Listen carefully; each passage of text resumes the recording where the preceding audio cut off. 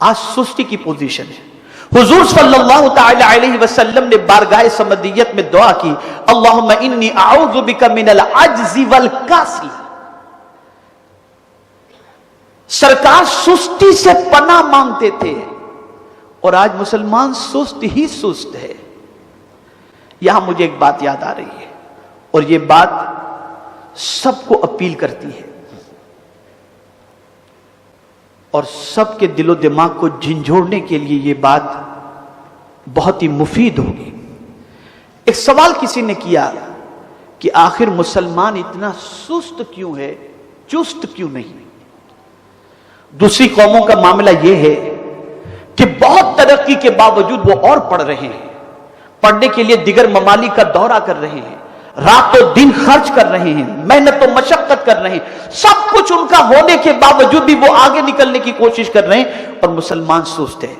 اب غور سے سنیے گا, یہ چیز آپ کے دل و دماغ میں آپ کو محفوظ رکھنے جیسی ہے. ایک ہوتا ہے چست, ایک ہوتا ہے سست. انسان کے بدن میں چستی اس وقت آتی ہے جب کسی چیز کے ضائع ہونے کا احساس ہو,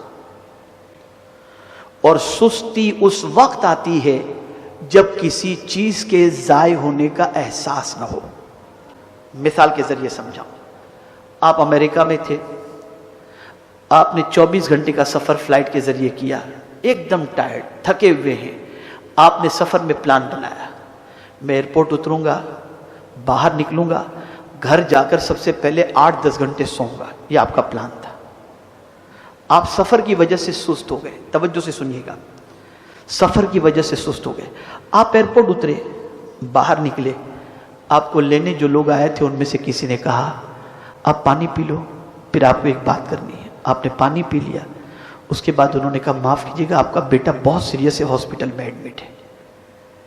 اب میں آپ سے سوال پوچھنا چاہتا ہوں, آپ گھر جا کر 10 گھنٹے آرام کریں گے یا ہاسپٹل جائیں گے؟ جواب دیجئے. آپ کی سستی رہے گی کہ اڑ جائے گی؟ تھکان رہے گی کہ ختم ہو جائے گی؟ پتہ یہ چلا بچے کے ضائع ہونے کے احساس نے آپ کو چست بنا دیا. صحابہ اس لیے چست تھے کہ امت مسلمہ کی تباہی کو وہ دیکھ رہے تھے, اس لیے انہیں راتوں کی نیند نہیں آ رہی تھی. آج مسلمانوں سے یہ احساس مر گیا کہ ہماری پوری قوم تباہ ہو رہی ہے, اور جب یہ احساس مر گیا تو مسلمان سست ہو گیا. اگر مسلمان میں یہ احساس پیدا ہو جائے تو مسلمان کی سستی دور ہو جائے اور چستی پیدا ہو جائے. ضائع ہونے کا احساس پیدا کرو اپنے اندر. آج امت مسلمہ ضائع ہو رہی ہے. چھوٹے چھوٹے معاملے کے اندر مسلمان مارے جا رہے ہیں, تباہ ہو رہے ہیں, برباد ہو رہے ہیں. آپ دیکھیں, ہمیں ضائع ہونے کا کوئی احساس نہیں ہے, کوئی فکر نہیں ہے, بس وہی سنی سنائی بات ختم, کوئی احساس نہیں ہے. ہماری قوم کے بچے ہاتھ گاڑیاں چلا رہے ہیں, ہمیں اس کا کوئی احساس نہیں. ہماری قوم کی بچیاں سگنل پر بھیک مانگ رہی ہیں, ہمیں اس کا کوئی احساس نہیں. میں ایک سوال پوچھتا ہوں, کبھی کسی سکھ جس کو سردار جی کہتے ہیں, ان کے کسی فرد کو آپ نے دنیا میں بھیک مانگتے دیکھا ہے؟